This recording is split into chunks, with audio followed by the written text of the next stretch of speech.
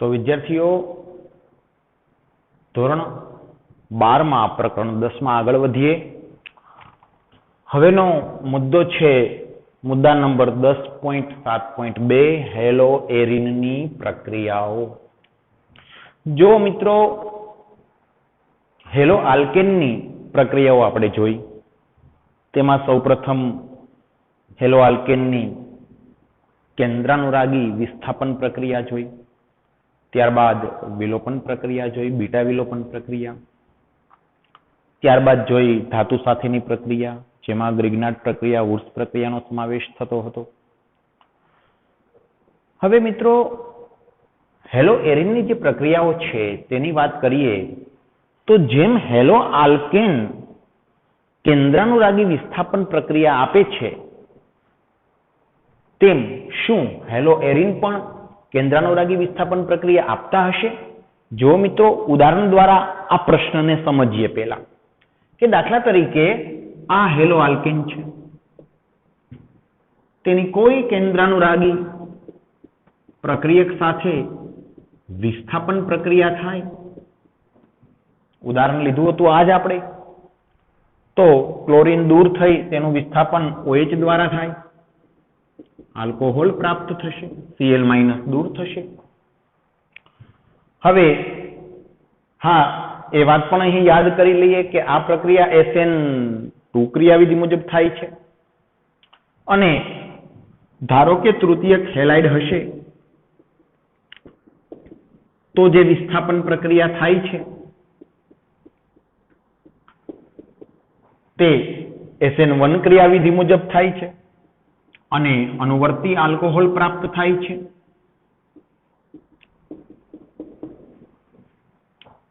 હા, એ વાત યાદ કરાવી દઉં આપને કે મિથાઇલ હેલાઇડ થી તૃતીયક હેલાઇડ તરફ જતા, એટલે કે મિથાઇલ હેલાઇડ કોઈ પ્રાથમિક હેલાઇડ, દ્વિતીયક હેલાઇડ અને તૃતીયક હેલાઇડ તરફ તમે જાઓ તો SN2 ક્રિયાવિધિનું વલણ ઘટતું જાય છે અને SN1 ક્રિયાવિધિનું વલણ વધતું જાય છે. પરંતુ વિસ્થાપન પ્રક્રિયા તો પરિણામે છે. SN2 ક્રિયાવિધિ થાય કે SN1 ક્રિયાવિધિ થાય, વિસ્થાપન પ્રક્રિયા તો થાય જ છે, તે તો પાકું છે.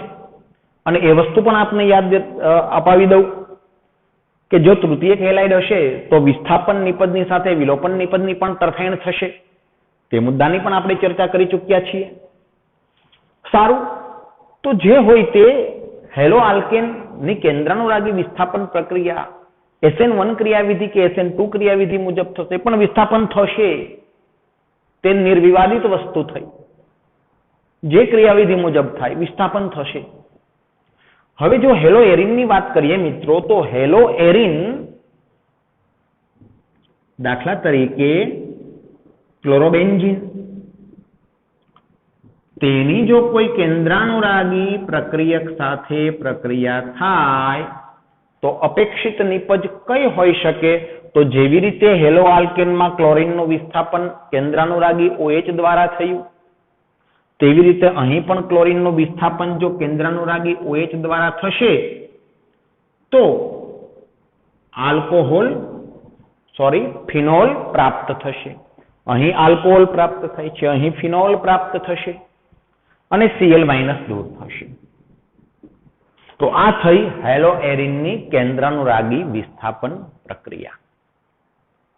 પરંતુ અહીં મહત્વની બાબત એ છે મિત્રો કે હેલો આલ્કેન જેટલી સરળતાથી કેન્દ્રાનુરાગી વિસ્થાપન પ્રક્રિયા આપે છે, તેટલી સરળતાથી હેલો એરિન સંયોજનો કેન્દ્રાનુરાગી વિસ્થાપન આપતા નથી. તેના ઘણા બધા કારણો છે.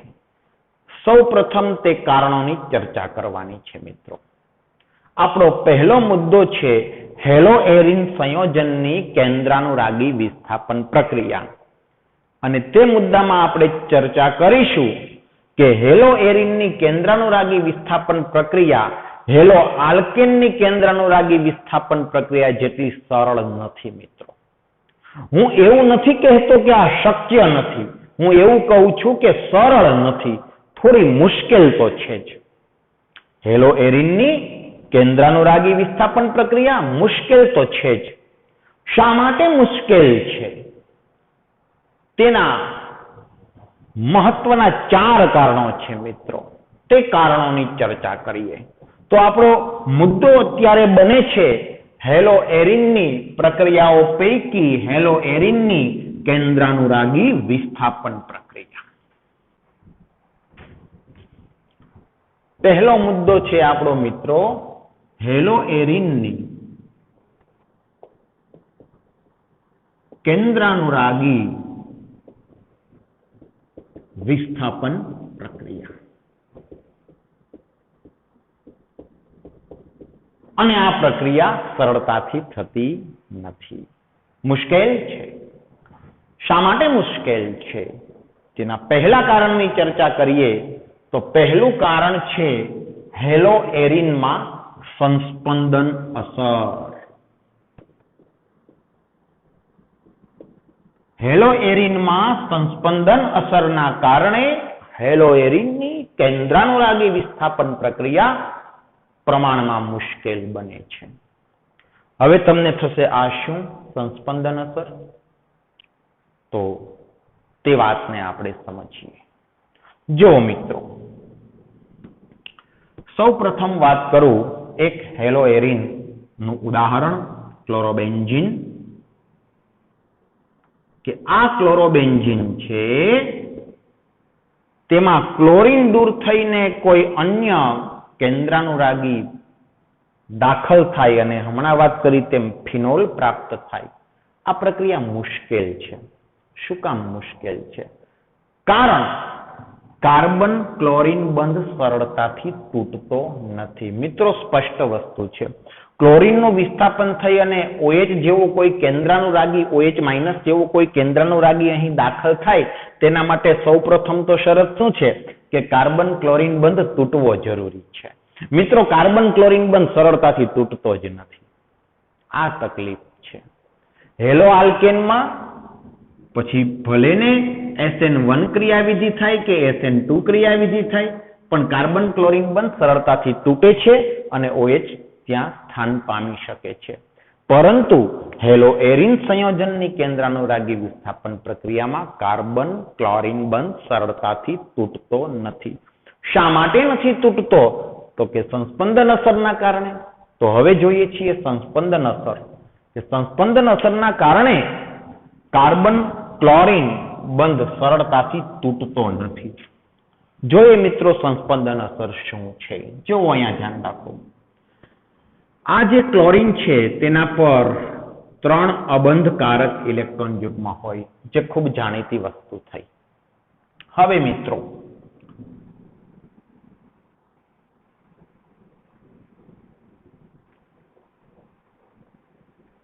જો આ થયો ક્લોરોબેન્ઝીન. હવે આ દ્વિબંધ છે તે તૂટશે અને આ કાર્બન ઇલેક્ટ્રોન યુગ્મ સ્વીકારશે. અને તેવું થતા આ દ્વિબંધ તૂટી આ કાર્બન ઇલેક્ટ્રોન યુગ્મ સ્વીકારશે અને તેવું થતા આ કાર્બન ઋણભારિત બનશે. દ્વિબંધ તૂટ્યો છે, દ્વિબંધનું બંધકારક ઇલેક્ટ્રોન યુગ્મ આ કાર્બને સ્વીકાર્યું છે, તો આ કાર્બન ઋણભારિત બને, આ કાર્બન ધનભારિત બને. આ ધનભારિત કાર્બન જે છે તેને ભાગીદારીમાં ઇલેક્ટ્રોન યુગ્મ આ ક્લોરીન આપશે, એટલે ક્લોરીનનું ઇલેક્ટ્રોન યુગ્મ અહીં ભાગીદારીમાં આવશે. તેથી અહીં દ્વિબંધ બનશે અને દ્વિબંધ બનતા આ કાર્બનનો ધનભાર દૂર થશે અને ધનભાર આવશે ક્લોરીન પર, કારણ કે ક્લોરીને ઇલેક્ટ્રોન યુગ્મ ભાગીદારીમાં આપ્યું છે. હવે આગળ વધીએ સંસ્પંદનમાં. તો હવે શું થશે? જે રચના છે તેવી જ હું અહીંયા લખું છું, જેથી સમજવામાં સરળતા રહે.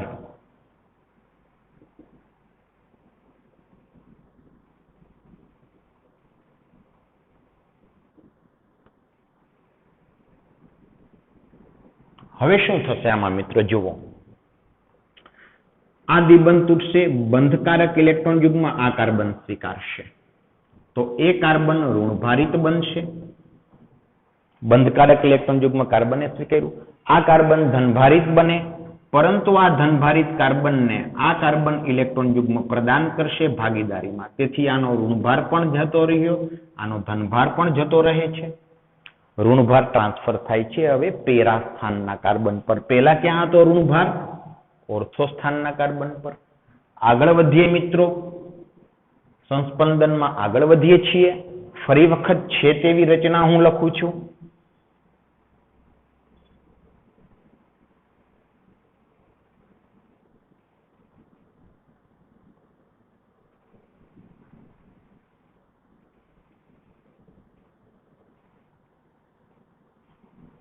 ઓકે મિત્રો, હવે આ દ્વિબંધ તૂટશે, બંધકારક ઇલેક્ટ્રોન યુગ્મ આ કાર્બન સ્વીકારશે.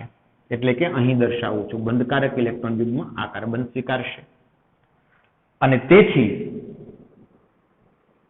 આ ઓર્થો સ્થાનનો જે કાર્બન છે ફરી ઋણભારિત બને છે, આ કાર્બન ધનભારિત બને છે અને આ કાર્બન પોતાના ઇલેક્ટ્રોન યુગ્મનું અહીં ભાગીદારીમાં પ્રદાન કરે છે. તેથી તે કાર્બનનો ઋણભાર પણ જતો રહ્યો, આ કાર્બનનો ધનભાર પણ જતો રહ્યો. ફરી આગળ વધીએ સંસ્પંદનમાં. અહીં દ્વિબંધ છે પહેલેથી. આગળ વધીએ છીએ.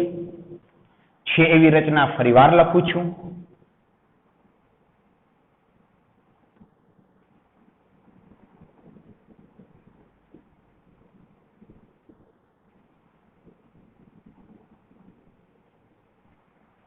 આ રચના છે. હવે આ દ્વિબંધ તૂટશે, ઇલેક્ટ્રોન યુગ્મ આ ક્લોરીન સ્વીકારશે. અહીં બતાવું છું ઇલેક્ટ્રોન યુગ્મ ક્લોરીને સ્વીકાર્યું.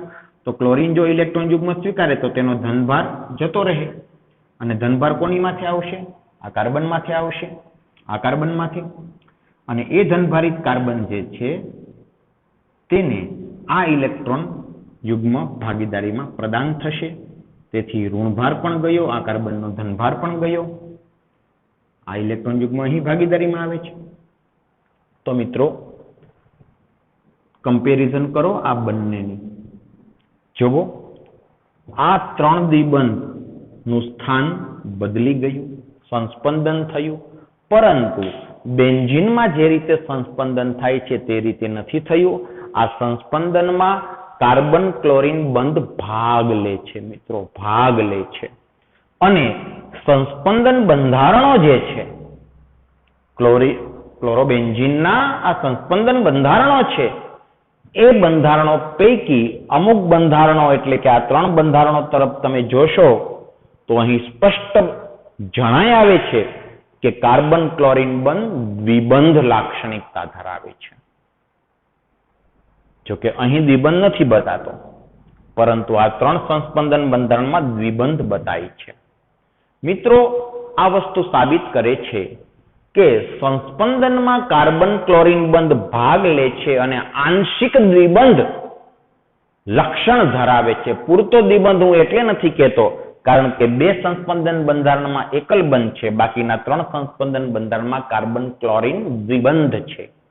તેથી કાર્બન ક્લોરીન આંશિક દ્વિબંધ ધરાવતો હોવાના કારણે કાર્બન ક્લોરીન બંધ લંબાઈ ટૂંકી બને છે અને બંધ પ્રબળ એટલે કે મજબૂત બને છે. આવો મજબૂત કાર્બન ક્લોરીન બંધ સરળતાથી તૂટતો નથી અને એટલે હેલો આલ્કેન જેટલી સરળતાથી હેલો એરિન સંયોજનો વિસ્થાપન પ્રક્રિયા આપતા નથી, કારણ કાર્બન ક્લોરીન બંધ સરળતાથી તૂટતો નથી અને એનું કારણ છે સંસ્પંદન અસર. મિત્રો, અહીં હું બીજી પણ અમુક વાતો કરવા માંગુ છું. જુઓ, હેલો એરિન સંયોજનમાં અને એનું ઉદાહરણ આ ક્લોરોબેન્ઝીન છે.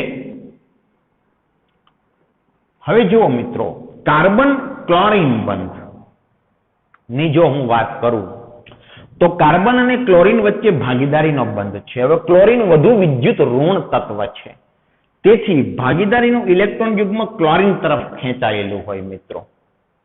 એટલે ક્લોરીન આંશિક ઋણભાર ધરાવે, કાર્બન આંશિક ધનભાર ધરાવે. જે ધ્રુવીય સહસંયોજક બંધનો નિયમ છે તેની હું વાત કરું છું. તો કાર્બન ક્લોરીન બંધમાં ક્લોરીન વધુ વિદ્યુત ઋણ તત્વ હોય તે ઇલેક્ટ્રોન આકર્ષે છે અને તેથી તે -I અસર ધરાવતો સમૂહ છે મિત્રો. પરંતુ સંસ્પંદનમાં તે ઇલેક્ટ્રોનનું પ્રદાન કરે છે. જુઓ, ક્લોરીન પર 3 ઇલેક્ટ્રોન યુગ્મો હતા, સંસ્પંદન થતા 2 ઇલેક્ટ્રોન યુગ્મ રહે છે. એટલે કે બેન્ઝીન રિંગમાં સંસ્પંદનમાં ક્લોરીન ઇલેક્ટ્રોનનું પ્રદાન કરે છે. તેથી તેને કહેવાય +R અસર ધરાવતો સમૂહ. +R એટલે રેઝોનન્સ સંસ્પંદનમાં ઇલેક્ટ્રોનનું એ દાન કરે છે. તેથી ક્લોરીન સમૂહ અહીંયા +R અસર ધરાવે છે તેમ કહેવાય.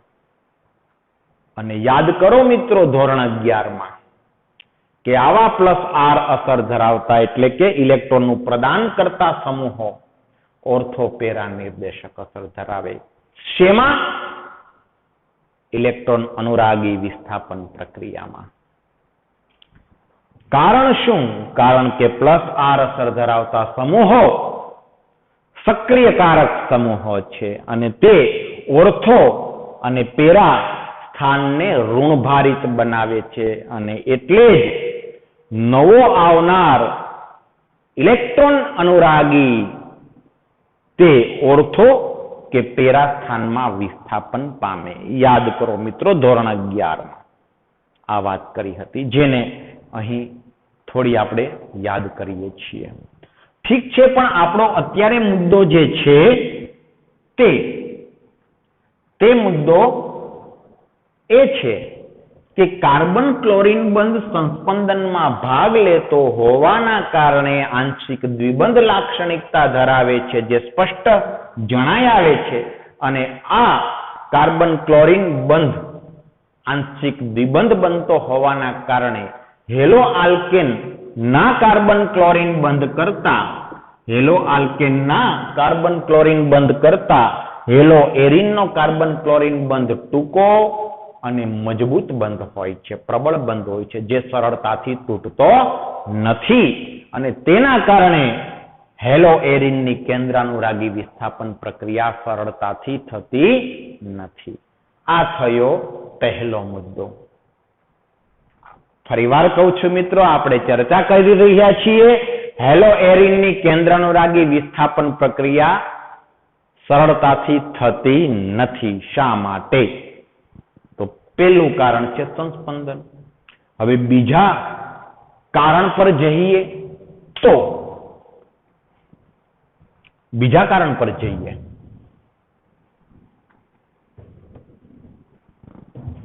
તો જુઓ મિત્રો,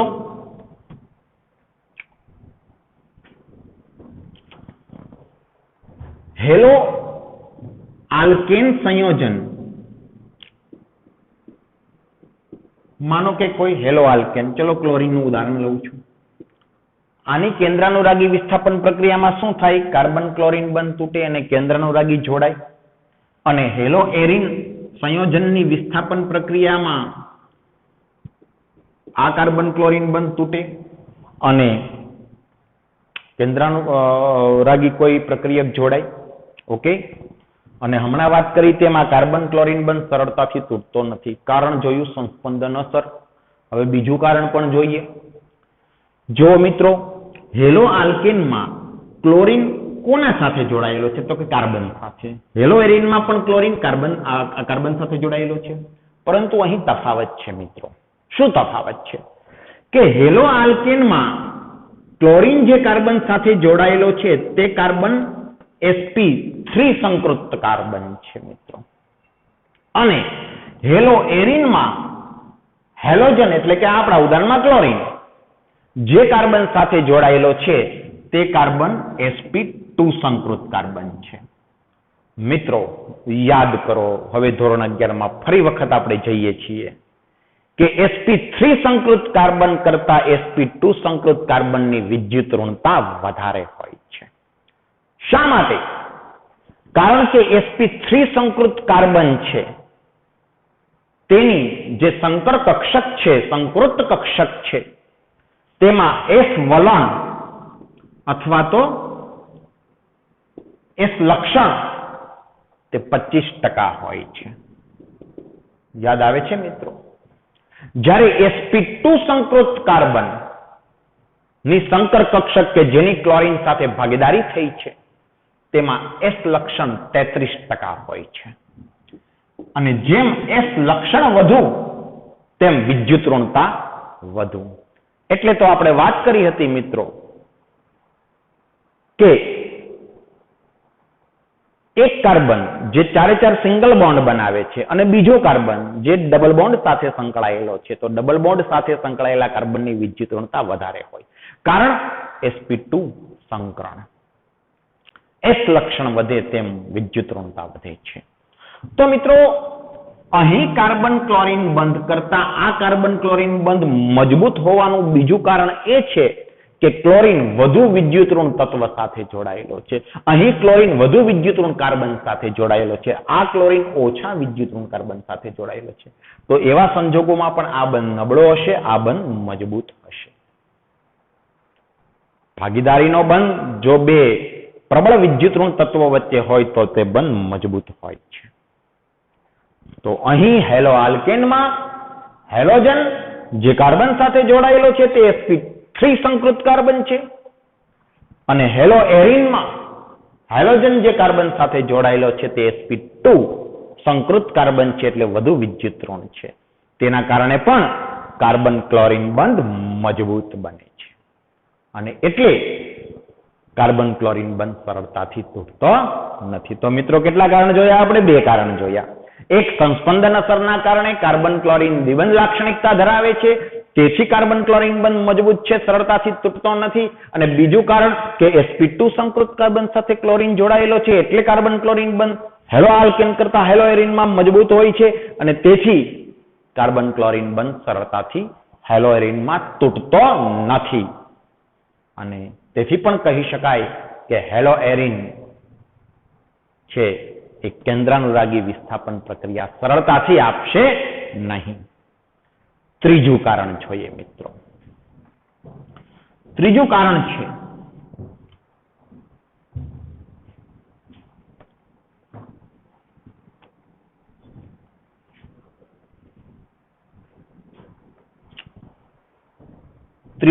છે મિત્રો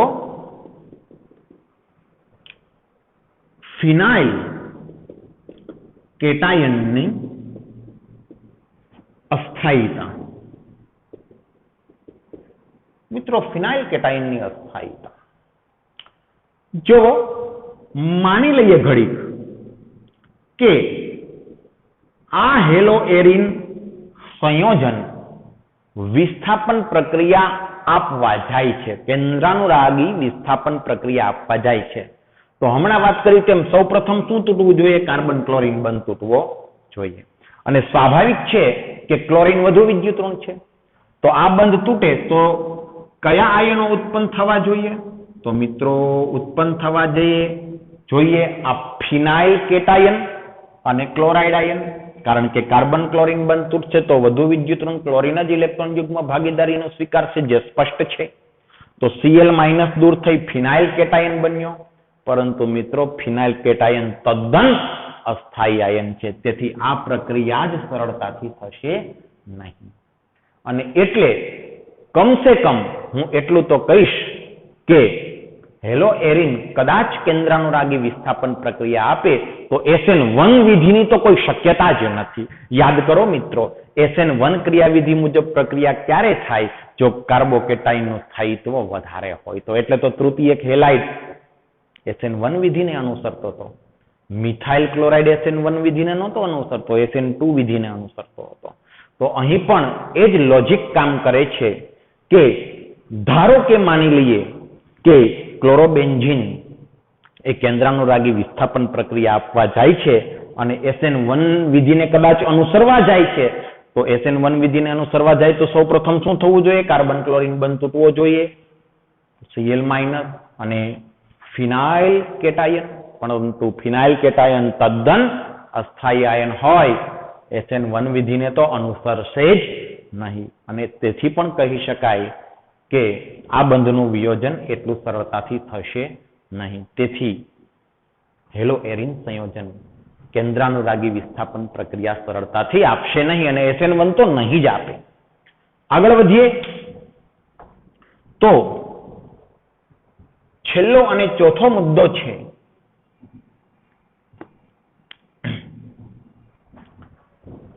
છેલ્લો અને ચોથો મુદ્દો જે છે કે હેલો એરિન સંયોજન કેન્દ્રાનુરાગી વિસ્થાપન પ્રક્રિયા શા માટે સરળતાથી નથી આપતા? તો છેલ્લો અને ચોથો મુદ્દો છે મિત્રો સંભવિત અપાકર્ષણ.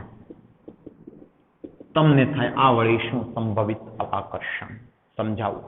જો આ છે હેલો એરિન સંયોજન. ઉદાહરણ ક્લોરોબેન્ઝીન. ક્લોરીન પર 3 અબંધકારક ઇલેક્ટ્રોન યુગ્મ અને વળી આ બેન્ઝીન રિંગમાં પાઈ ઇલેક્ટ્રોનનું વિદ્યુત વાદળ સમતલની ઉપર અને નીચે પણ હોય છે. યાદ કરો ધોરણ 11. પાઈ ઇલેક્ટ્રોનના વિદ્યુત વાદળ ફરતા હોય છે સમતલની ઉપર અને નીચે. અને આ ક્લોરીન પર પણ અબંધકારક ઇલેક્ટ્રોન યુગ્મો આવેલા છે. હવે ધારો કે કોઈ કેન્દ્રાનુરાગી આક્રમણ કરે છે. ઘડીક સ્વીકારી લઈએ આપણે. આ કેન્દ્રાનુરાગી છે એ આક્રમણ કરે છે કોના પર? આંશિક ધનભારિતા કાર્બન પર આક્રમણ કરે છે. પરંતુ આ આક્રમણ એટલું સહેલું નહીં હોય, કારણ સંભવિત અપાકર્ષણ બળો. એક તો બેન્ઝીન રિંગના ઇલેક્ટ્રોન જે પાઈ ઇલેક્ટ્રોનના વિદ્યુત વાદળ અને વળી ક્લોરીન પરના અબંધકારક ઇલેક્ટ્રોન યુગ્મોના વિદ્યુત વાદળ જે આ ઇલેક્ટ્રોન ધનિક કેન્દ્રાનુરાગીને અપાકર્ષશે. અને તેથી આ ઇલેક્ટ્રોન ધનિક કેન્દ્રાનુરાગી, ઇલેક્ટ્રોન ધનિક એટલે કારણ કે ઇલેક્ટ્રોન યુગ્મો છે આની પાસે 3, આ ઇલેક્ટ્રોન ધનિક કેન્દ્રાનુરાગી સરળતાથી આક્રમણ જ નહીં કરી શકે અપાકર્ષણના કારણે. આ થયો ચોથો મુદ્દો મિત્રો. તો આ 4 કારણોના લીધે કહી શકાય કે હેલો એરિન સરળતાથી કેન્દ્રાનુરાગી વિસ્થાપન પ્રક્રિયા આપશે નહીં જેટલી સરળતાથી હેલો આલ્કેન આપતા હતા. હા, ફરીવાર કહી દઉં, હેલો આલ્કેન SN1 અને SN2 ક્રિયાવિધિ મુજબ કેન્દ્રાનુરાગી વિસ્થાપન પ્રક્રિયા આપતા હતા, પરંતુ હેલો એરિન સરળતાથી કેન્દ્રાનુરાગી વિસ્થાપન પ્રક્રિયા આપતા જ નથી અને SN1 ક્રિયાવિધિ મુજબ તો આપતા જ નથી, કારણ કે જે ત્રીજા મુદ્દામાં ચર્ચા કરી કે ફિનાઇલ કેટાઇનનું અસ્થાયીપણું છે. તો આવા કારણોના લીધે હેલો એરિન સંયોજન કેન્દ્રાનુરાગી વિસ્થાપન પ્રક્રિયા સરળતાથી આપતા નથી. હું એવું નથી કહેતો કે આપતા જ નથી, સરળતાથી આપતા નથી. તો એનો અર્થ શું થશે? મુશ્કેલીથી. હા, મુશ્કેલીથી આપશે. મુશ્કેલીથી એટલે શું મિત્રો? તો કે પ્રબળ પ્રક્રિયા પરિસ્થિતિ, ઊંચું તાપમાન, ઊંચું દબાણ, આ બધી કોઈ ઉદ્દીપકની હાજરી, આ બધી જો પ્રબળ પ્રક્રિયા પરિસ્થિતિ હશે તો હેલો એરિન સંયોજન કેન્દ્રાનુરાગી વિસ્થાપન પ્રક્રિયા આપશે. સરળતાથી તો નહીં જ આપે.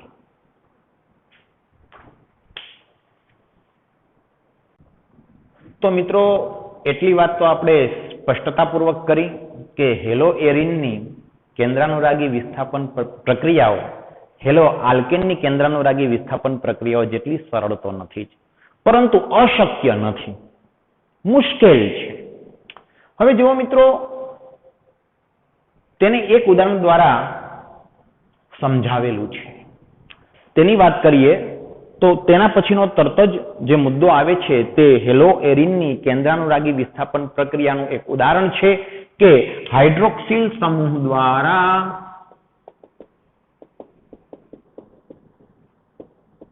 વિસ્થાપન. કોનું વિસ્થાપન? તો કે હેલો એરિનના હાઇડ્રોજન સમૂહનું વિસ્થાપન. એક ઉદાહરણ છે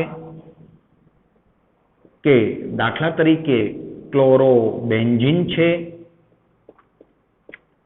આ ક્લોરોબેન્ઝીનના ક્લોરીનનું વિસ્થાપન હાઇડ્રોક્સિલ સમૂહ OH દ્વારા, એટલે કે કેન્દ્રાનુરાગી તરીકે કોણ છે? તો કે OH- છે. અને આ કાર્બન ક્લોરીન બંધ તૂટશે, OH દાખલ થશે તો ફિનોલ પ્રાપ્ત થશે. મુશ્કેલ છે પરંતુ અશક્ય તો નથી જ. હવે OH- ને જો કેન્દ્રાનુરાગી તરીકે લેવો હોય તો શું કરવું પડે મિત્રો? NaOH નું જલીય દ્રાવણ લેવું પડે જેમાં OH- હાજર હોય. તો હું અહીં OH- ન લખતા પ્રક્રિયક તરીકે દર્શાવું છું NaOH, જલીય NaOH ને. તો ક્લોરોબેન્ઝીનની જલીય NaOH સાથે પ્રક્રિયા થતા OH- કેન્દ્રાનુરાગી તરીકે વર્તી અને ક્લોરીનનું વિસ્થાપન કરી OH અહીં જોડાશે. દૂર થયેલો Cl- Na+ સાથે NaCl સ્વરૂપે દૂર થશે. પરંતુ તમે કહેશો મિત્રો કે ઘડીક તમે એમ કહો છો કે આ પ્રક્રિયા મુશ્કેલ છે. મિત્રો મુશ્કેલ છે, અશક્ય નથી. પ્રબળ પ્રક્રિયા પરિસ્થિતિમાં આ પ્રક્રિયા થશે, કારણ કે અગાઉ જે 4 કારણો જોયા તે મુજબ કાર્બન ક્લોરીન બંધ સરળતાથી તૂટતો નથી. તેથી અહીં પ્રબળ પ્રક્રિયા પરિસ્થિતિની જરૂર પડશે મિત્રો. 350°C તાપમાન અને 300 વાતાવરણ દબાણ. આ પ્રબળ પ્રક્રિયા પરિસ્થિતિની જરૂર હેલો આલ્કેનની વિસ્થાપન પ્રક્રિયામાં નથી પડતી. હેલો એરિનમાં પ્રબળ પ્રક્રિયા પરિસ્થિતિની જરૂર પડે છે, કારણ કે કાર્બન ક્લોરીન બંધ સરળતાથી તૂટતો નથી. હવે મિત્રો તમારી ટેક્સ્ટબુકમાં અહીં જે તાપમાન મેં લખ્યું છે તે સેલ્સિયસમાં લખ્યું છે. તમારી ટેક્સ્ટબુકમાં કેલ્વિનમાં તાપમાન આપેલું છે. સેલ્સિયસમાં આંકડો યાદ રાખવો સહેલો પડે. જેવી તમારી અનુકૂળતા તે મુજબ તમે યાદ રાખો. કેલ્વિનમાં યાદ રહે તો કોઈ પ્રોબ્લેમ નથી, નહીતર સેલ્સિયસમાં કન્વર્ટ કરો તો રાઉન્ડ ફિગર યાદ રાખવામાં સરળતા રહેશે. તો સૌપ્રથમ તો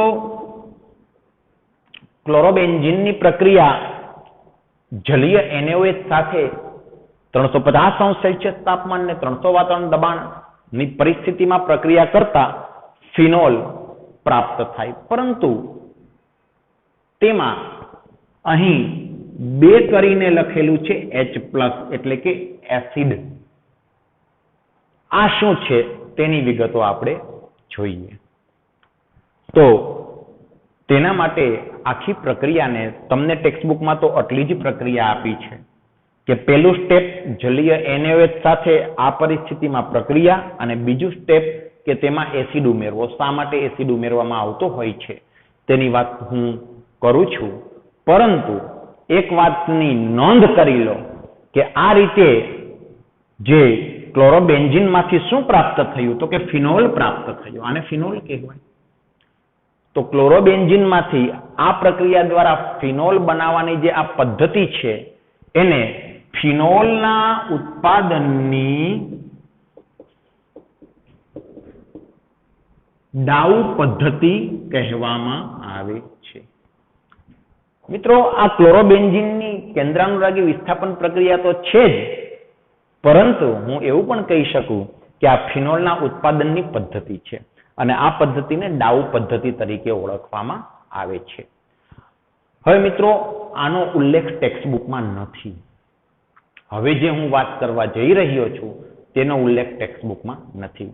તો બરાબર નોંધ પણ કરી લેજો, યાદ પણ રાખજો કે અહીં 1 કરીને NaOH અને 2 કરીને H+ જે લખેલો છે તેનો અર્થઘટન શું થાય, આખી ડાઉ પદ્ધતિ હું તમને સમજાવી રહ્યો છું. જુઓ,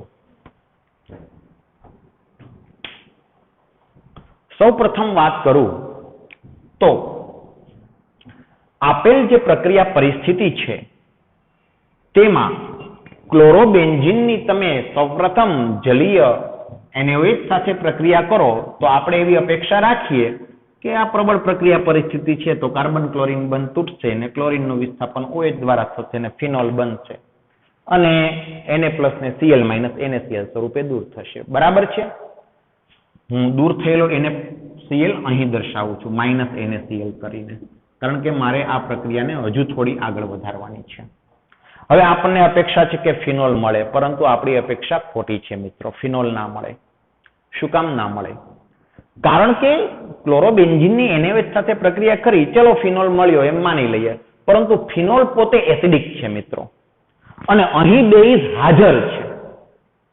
અહીં બેઝ હાજર છે તો ઉત્પન્ન થતો ફિનોલ મિશ્રણમાં રહેલા NaOH દ્વારા તટસ્થીકરણ પામશે. ફિનોલ એસિડિક છે મિત્રો. આના પછીના પ્રકરણમાં સારી રીતે તે વાતને સમજીશું. અત્યારે સ્વીકારી લો ફિનોલ એસિડિક છે, અને ફિનોલ એસિડિક હોય H+ અને આને કહેવાય ફિનોક્સાઇડ આયન. જેવી રીતે HCl કેમ એસિડ છે, તો એ જલીય માધ્યમમાં H+ ને Cl- આયનીકરણ પામે, તેમ ફિનોલ પણ એસિડિક છે. તે H+ અને ફિનોક્સાઇડ આયનમાં વિયોજિત થાય છે. હવે આ H+ ને OH- શું ઉત્પન્ન થાય? પાણી, એસિડ વત્તા બેઝ, ક્ષાર વત્તા પાણી, અને ક્ષાર બનશે જે Na+, આ O- સાથે જોડાશે તો O- Na+, આને કહેવાય સોડિયમ ફિનોક્સાઇડ. Sodium phenoxide. મિત્રો, આપણી અપેક્ષા હતી ફિનોલ બને, પરંતુ બની જાય છે તો સોડિયમ ફિનોક્સાઇડ. આપણે જોતો છે ફિનોલ, કારણ કે ડાઉ પદ્ધતિ ફિનોલના ઉત્પાદનની પદ્ધતિ છે. આપણે જોતો છે ફિનોલ, બની ગયો સોડિયમ ફિનોક્સાઇડ. તો હવે તેનું સોલ્યુશન શું કરીશું આપણે? આનું નિવારણ શું કરીશું? તો નિવારણ એ છે કે આ જે સોડિયમ ફિનોક્સાઇડ ઉત્પન્ન થાય છે તેની કોઈ પ્રબળ એસિડ સાથે પ્રક્રિયા કરવામાં આવે. શા માટે પ્રબળ એસિડ સાથે? બરાબર સમજો મિત્રો, સંતુલન પ્રકરણમાં આપણે આ વાતને સમજ્યા હતા. શું વાત છે? વાત એવી છે કે આ સોડિયમ ફિનોક્સાઇડ ક્ષાર છે. કોનો ક્ષાર છે? તો કે નિર્બળ એસિડ ફિનોલ અને પ્રબળ બેઝ NaOH નો. મિત્રો, ફિનોલ એસિડિક છે, પરંતુ નિર્બળ એસિડ છે, પ્રબળ એસિડ નથી. તો આ ક્ષાર કોનો થયો? નિર્બળ એસિડ ફિનોલ અને પ્રબળ બેઝ NaOH નો આ ક્ષાર થયો. હવે આ ક્ષાર નિર્બળ એસિડ અને પ્રબળ બેઝ નો છે. જો આવા ક્ષારની પ્રક્રિયા કોઈ પ્રબળ એસિડ સાથે કરવામાં આવે તો નિર્બળ એસિડ છૂટો પડે અને પ્રબળ એસિડ ને પ્રબળ બેઝ નો ક્ષાર બને. તો જો સોડિયમ ફિનોક્સાઇડની પ્રક્રિયા પ્રબળ એસિડ HCl સાથે કરવામાં આવે તો આ H+ અહીં ફિનોલ આપશે અને પ્રબળ એસિડ અને પ્રબળ બેઝનો ક્ષાર NaCl ઉત્પન્ન થશે. અને એટલે જે અગાઉ પ્રક્રિયા કરી તેમાં 1 કરી અને NaOH બતાવેલું છે અને અહીંયા 2 કરીને H+ એટલે આ પ્રબળ એસિડ. આ બીજું સ્ટેપ છે પ્રક્રિયાનું મિત્રો. કારણ ક્લોરોબેન્ઝીનની NaOH સાથે પ્રક્રિયા થાય તો અપેક્ષિત નિપજ ફિનોલ છે, પરંતુ ફિનોલ એટલે પ્રાપ્ત નથી થતો કારણ કે NaOH ની હાજરી છે. તો આ વધારાના NaOH ને તટસ્થ કરવા માટે HCl નાખવો પડે છે, પાછળથી ઉમેરવો પડે છે. અથવા તો આ વાતને આ રીતે પણ સમજી શકો કે ફિનોલ છે NaOH ને તટસ્થ કરી સોડિયમ ફિનોક્સાઇડ બને છે અને ફિનોલ જો પ્રાપ્ત કરવું હોય તો સોડિયમ ફિનોક્સાઇડની પ્રક્રિયા કોઈ પ્રબળ એસિડ દ્વારા કરવી પડે તો ફિનોલ પુનઃ પ્રાપ્ત થાય. આ એક વસ્તુ, આની બરાબર નોંધ કરી લેજો મિત્રો સાઈડમાં. બીજો પણ આ પ્રક્રિયામાં એક પ્રોબ્લેમ છે મિત્રો. આ બધી વસ્તુ ટેક્સ્ટબુકમાં નથી, ફરીવાર કહું છું, નોંધ કરી લેજો. બીજો પણ આ પ્રક્રિયામાં પ્રોબ્લેમ છે. શું પ્રોબ્લેમ છે? તો કે ફરી વખત ક્લોરોબેન્ઝીનની પ્રક્રિયા જલીય NaOH સાથે પ્રબળ પ્રક્રિયા પરિસ્થિતિમાં કરી. અપેક્ષિત નિપજ આપણી ફિનોલ હોવી જોઈએ, પરંતુ ફિનોલ ઉત્પન્ન થતા વેત તરત જ NaOH સાથે તટસ્થીકરણ પામી સોડિયમ ફિનોક્સાઇડ બને છે. તમે કહેશો કે તે મુશ્કેલીનું નિવારણ કરવા HCl તો નાખ્યો, પરંતુ મુશ્કેલી બીજી પણ છે અહીં કે તમે HCl ઉમેરો ને સોડિયમ ફિનોક્સાઇડમાંથી પુનઃ ફિનોલ પ્રાપ્ત થાય તે પહેલા આ સોડિયમ ફિનોક્સાઇડ બીજી પ્રક્રિયા પણ મંડે છે કરવા. કઈ પ્રક્રિયા? તો કે આ સોડિયમ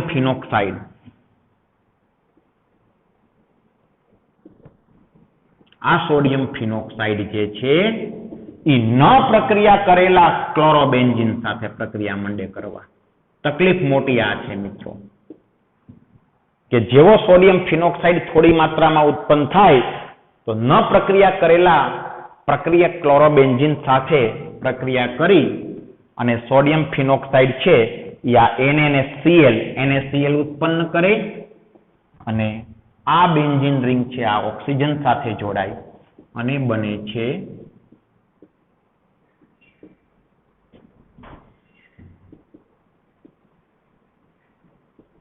આને કહેવાય મિત્રો ડાયફિનાઇલ ઇથર અથવા તો ફિનોક્સીબેન્ઝીન પણ કહી શકો મિત્રો. ડાયફિનાઇલ ઇથર અથવા ફિનોક્સીબેન્ઝીન અને NaCl જે ઉત્પન્ન થયો તે.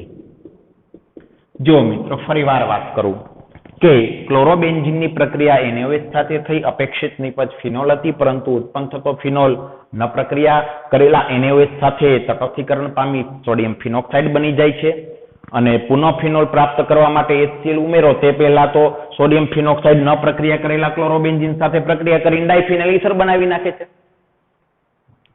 તો શું થશે મિત્રો? ફિનોલ તો પ્રાપ્ત જ નહીં થાય. HCl નાખ્યા પહેલા તો આ પ્રક્રિયા થઈ જશે અને ડાયફિનાઇલ ઈથર બની જશે. મિત્રો ડાયફિનાઇલ ઈથર વિશે વાત કરું તો ડાયફિનાઇલ ઈથરની સુગંધ ગુલાબ જળ જેવી હોય છે. નોંધ કરજો મિત્રો, ગુલાબ જળ જેવી સુગંધ હોય છે. તો તકલીફ તો એ થઈ કે મારે તો ફિનોલ જોતો તો બની ગયો ડાયફિનાઇલ ઈથર. આ મુશ્કેલીનું પણ નિવારણ છે મિત્રો. આ ડાયફિનાઇલ ઈથરની બનાવટની જે પ્રક્રિયા છે ને તે પ્રતિવર્તી છે. તો લ શેટેલિયરના નિયમ મુજબ અહીં સંતુલન થપાય.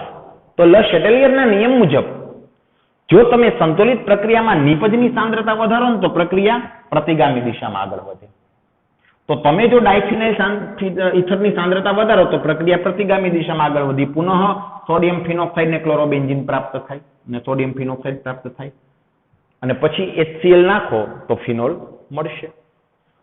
એટલા માટે આ મુશ્કેલી નિવારવા માટે, એટલે કે ડાયફિનાઇલ ઈથર ન બને અને પ્રક્રિયા આ જ દિશામાં આગળ વધે તેના માટે પ્રક્રિયા મિશ્રણમાં પહેલેથી જ રેડીમેડ ડાયફિનાઇલ ઈથર ઉમેરી દેવામાં આવે છે, જેથી કરીને ડાયફિનાઇલ ઈથરની સાંદ્રતા વધવાના કારણે પ્રક્રિયા પ્રતિગામી દિશામાં આગળ વધે, અથવા તો કહું તો પુરોગામી દિશામાં આગળ વધશે નહીં, એટલે પ્રક્રિયા આ તરફ જશે જ નહીં. તેથી ડાયફિનાઇલ ઈથર ન બને તેના માટે પ્રક્રિયા મિશ્રણમાં પહેલેથી જ ડાયફિનાઇલ ઈથર ઉમેરી દેવામાં આવે છે. તો આ વાત થઈ ડાઉ પદ્ધતિની. બરાબર આ બાબતોની નોંધ કરજો. ખૂબ ઉપયોગી છે આ બાબતો, જેનો ઉલ્લેખ જૂના કોર્સમાં હતો, નવા કોર્સમાં નથી આવતો, પરંતુ ઉપયોગી તો છે જ. તો આ થઈ ફિનોલના ઉત્પાદનની ડાઉ પદ્ધતિ. ઓકે મિત્રો, આગળ થોડી ચર્ચા એ કરીએ કે ફરી વખત ટેક્સ્ટબુકમાં છે તેમ મુજબ તમને પ્રક્રિયા લખી બતાવું છું કે ક્લોરોબેન્ઝીનની પ્રબળ પ્રક્રિયા પરિસ્થિતિમાં NaOH સાથે પ્રક્રિયા થાય, ફોલોડ બાય H+ સાથેની પ્રક્રિયા અને ફિનોલ પ્રાપ્ત થાય. આપણે ટેક્સ્ટબુકમાં આટલી જ પ્રક્રિયા બતાવી છે અને ઉપનિપદ જે બનશે NaCl દૂર થશે, જે દર્શાવેલો નથી. આ એક પ્રક્રિયા છે. આ થઈ ક્લોરોબેન્ઝીનની કેન્દ્રાનુરાગી વિસ્થાપન પ્રક્રિયા, પ્રબળ પ્રક્રિયા પરિસ્થિતિ. બીજી પ્રક્રિયા જે છે તે તમને કંઈક આવી બતાવી છે કે